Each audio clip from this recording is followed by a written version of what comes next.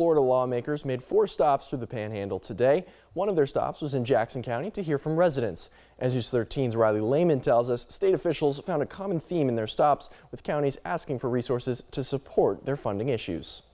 State Senator Trumbull and Representative Abbott took to rural Jackson County today to speak with residents about where funding is needed to help the rural community. We heard today a lot of folks need fire trucks and even basic needs and necessities for life that sometimes we take for granted. But in the little communities and your smaller counties like this, those are big needs, and they're sometimes a strain to reach those needs financially, so that's where the state can kind of help.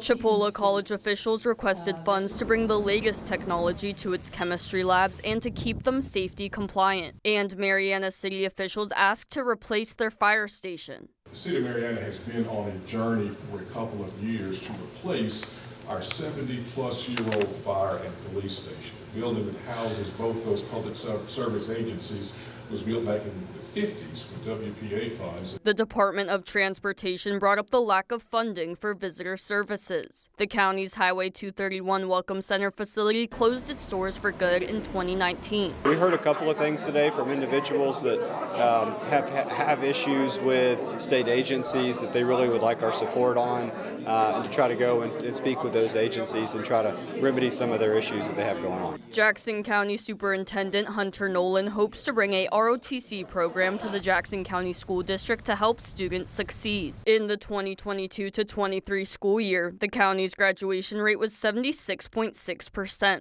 over 10% below the state average. Some students get straight A's. Others, it's a grind.